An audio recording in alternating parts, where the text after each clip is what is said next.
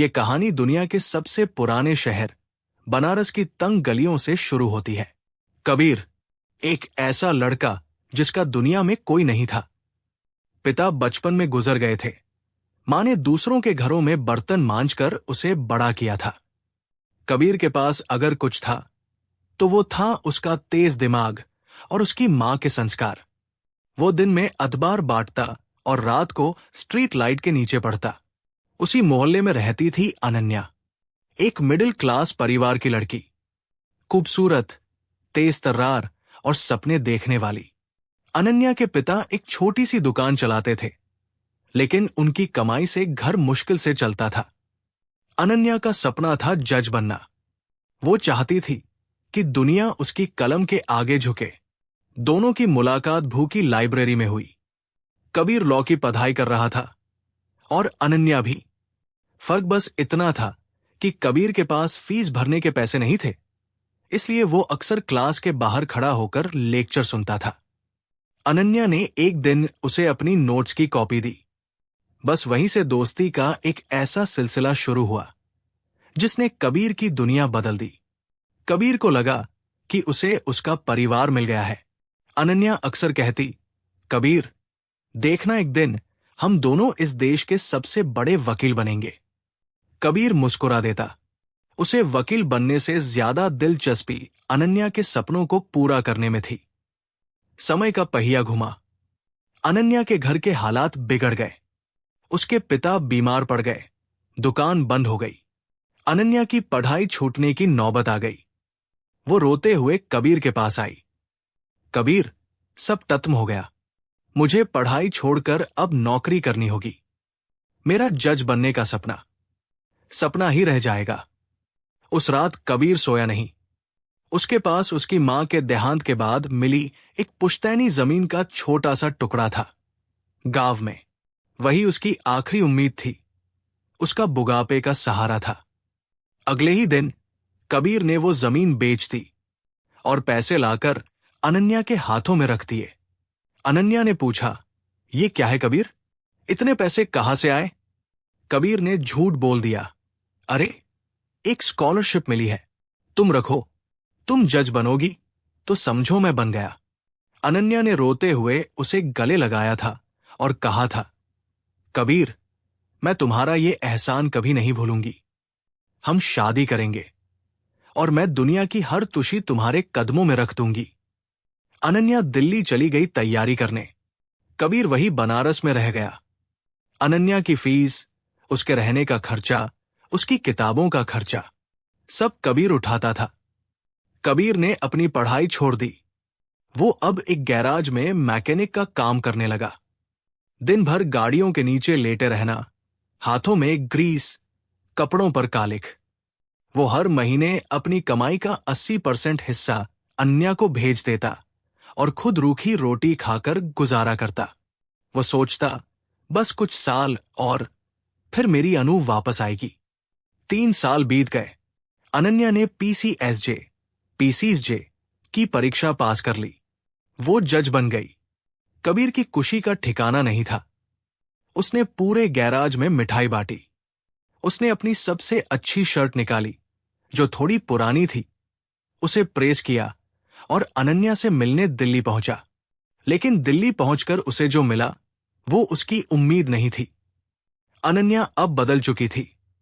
उसके उठने बैठने का तरीका, उसके कपड़े, उसकी बातें, सब में एक क्लास आ गया था।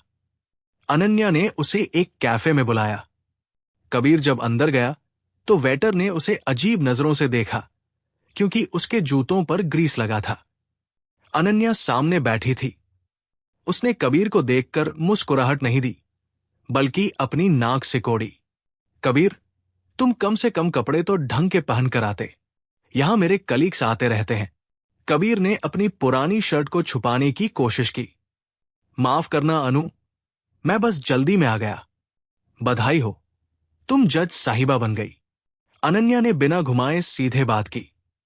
कबीर, देखो, हम बच्चे थे जब हमने वो कस्में खाई थी। अब हालात बदल गए हैं। मैं एक जुडिशियल मजिस्ट्रेट हूं और तुम एक मैकेनिक हो। हमारा कोई मेल नहीं है। लोग क्या कहेंगे? एक जज का पति गाड़ियां ठीक करता है। कबीर को लगा जैसे किसी ने उसके सीने में खंजर घूम दिया हो। उसने कांपती आवाज में पूछा, अनन्या, ये कपड़े, ये हाथ, ये काले इसलिए पड़े हैं ताकि तुम्हारे हाथ साफ रहें और तुम कलम चला सको। मैंने अपनी पढ़ाई, अपनी जमीन सब बेच दी तुम्हारे लिए।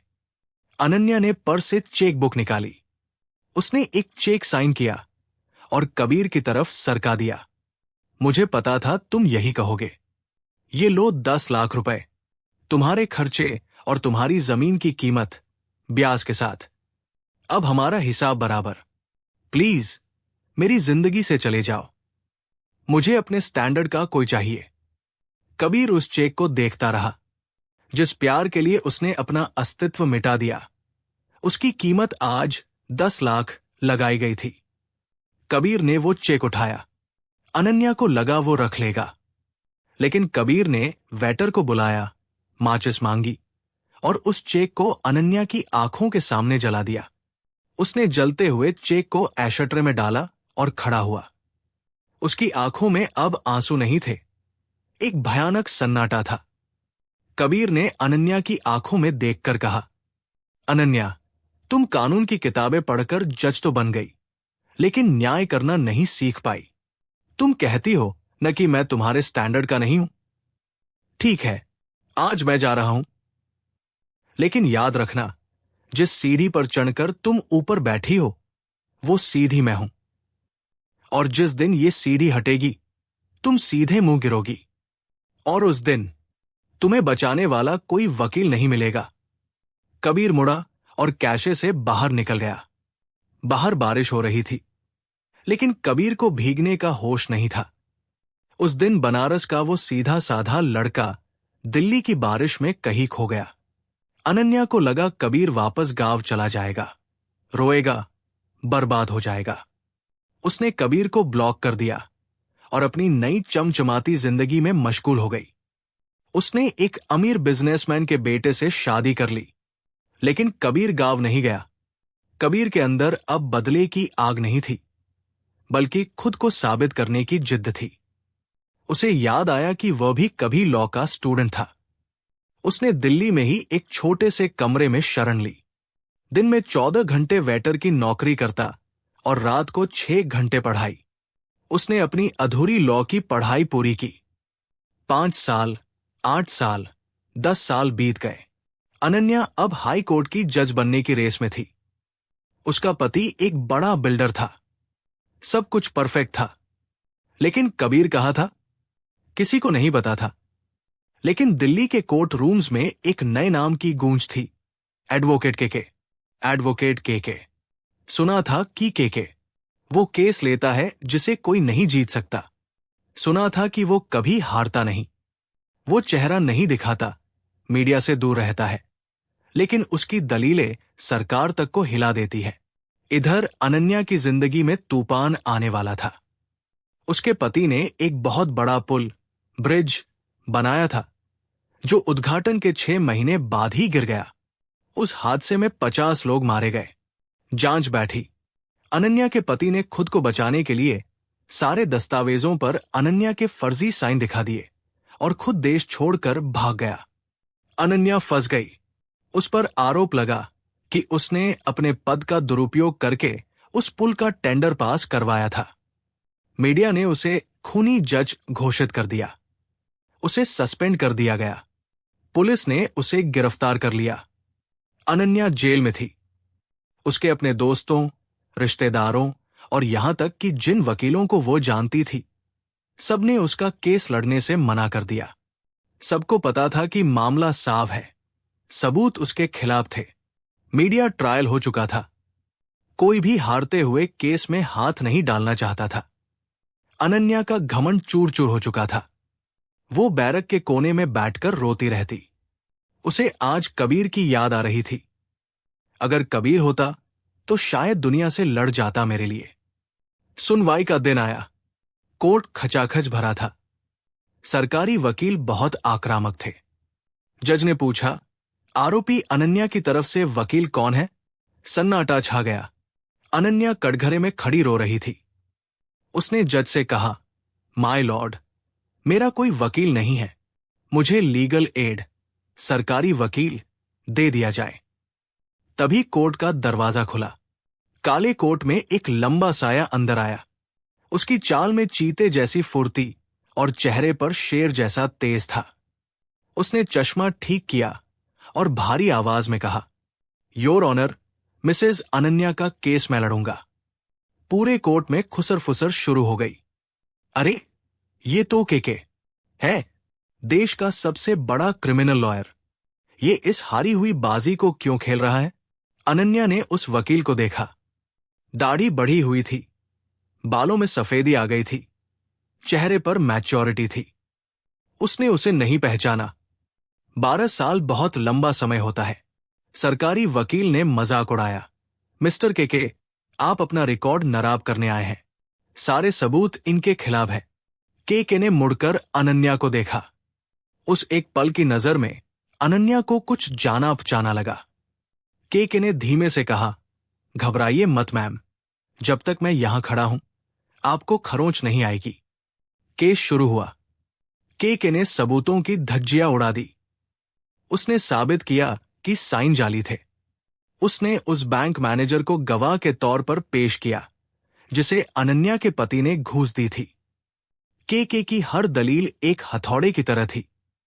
वो सिर्फ ठानू नहीं बोल रहा था, वो उस औरत के सम्मान के लिए लड़ रहा था जिसे पूरी दुनिया ने चरित्रहीन कह दिया था। 3 घंटे की बहस के बाद के ने आखिरी दाव चला। उसने अनन्या के पति का वो गुप्त ईमेल पेश किया जो उसने विदेश भागने से पहले अपने सीए को भेजा था, जिसमें साफ लिखा था कि अनन्या को फंसाओ। जज ने फैसला सुनाया। तमाम सबूतों और गवाहों के मद्देनजर अदालत इस नतीजे पर पहुंचती है कि मिसेस अनन्या निर्दोष है। उन्हें बाइज्जत बरी किया जाता है। अनन्या कटघरे में ही फूट फूट कर रो पड़ी। उसे नई जिंदगी मिली थी। कोर्ट खत्म हुआ। भीड़ के को घेरने लगी, लेकिन वो फाइल समेटकर तेजी से बाहर निकल गया। अनन्या उसके पीछे भागी। सर, रुकिए। मिस्टर के कोर्ट के बाहर एक पुराने पेड़ के नीचे के अपनी कार का इंतजार कर रहा था। अनन्या वहां हाफते हुए पहुंची। सर, आपने मेरी जान बचाई। मैं आपकी फीस क्या है? के ने आसमान की तरफ देखा और मुस्कुराया। वही मुस्कान जो 12 साल पहले बनारस के घाट पर थी। उसने अपनी जेब से एक पुराना जला हुआ कागज का टुकड़ा निकाला और अनन्या के हाथ में थमा दिया। अनन्या ने उसे देखा। वो वही चेक था जो 12 साल पहले कबीर ने जलाया था, लेकिन उसका एक कोना बचा हुआ था। अनन्या के पैरों तले जमीन खिसक गई। उसने कांपती आवाज में पूछा, कबीर, तुम कबीर हो? कबीर ने अपना काला चश्मा उतारा। उसकी आंखों में वही पुराना प्यार था, लेकिन अब उस पर स्वाभिमान का पहरा था। हाँ जज साहिबा, मैंने कहा था ना कि जिस दिन तुम गिरोगी तुम्हें बचाने कोई नहीं आएगा, इसलिए मुझे आना पड़ा। अनन्या उसके पैरों में गिर पड़ी। कबीर, मुझे माफ कर दो, मैं अंधी हो गई थी। मैंने हीरे को छोड़कर पत्थर चुन लिया। प्लीज मुझे वापस अपना लो, मैं सब छोड़ दूंगी। कबीर ने उसे कंधे से पकड़कर उठाया। उसने अनन्या के आंसू पोंछे, लेकिन उसे गले नहीं लगाया। कबीर बोला, अनन्या, मैं केस जीत गया, लेकिन तुम कबीर को हार चुकी हो। मैंने तुम्हें इसलिए नहीं बचाया कि मुझे तुम्हें वापस पाना था। मैंने तुम्हें इसलिए बचाया क्योंकि मेरी मोहब्बत बिकाऊ नहीं थी। तुम्हारी तरह मेरी मोहब्बत का पर्स था तुम्हारी हिफाजत करना, और वो मैंने कर दिया। कबीर अपनी गाड़ी की तरफ बढ़ा। अनन्या ने पीछे से पुकारा, कबीर, अब तुम कहाँ जाओगे? तुम अकेले कैसे रहोगे? कबीर ने कार का दरवाजा खोला और पलटकर आखिरी बार कहा, मैं अकेला नहीं हूं अनन्या। मेरे साथ मेरा संघर्ष है, मेरी सफलता है, और वो सुकून है कि मैंने कभी किसी का दिल नहीं दुखाया। तुम अपने महल में खुश रहो, मैं अपनी अदालत में खुश हूं। कबीर की गाड़ी धूल उड़ाते हुए निकल गई। अनन्या वहां खड़ी रह गई, आजाद, लेकिन पूरी तरह अकेली। उसे समझ आ गया था कि असली रुतबा कुर्सी का नहीं, किरदार का होता है।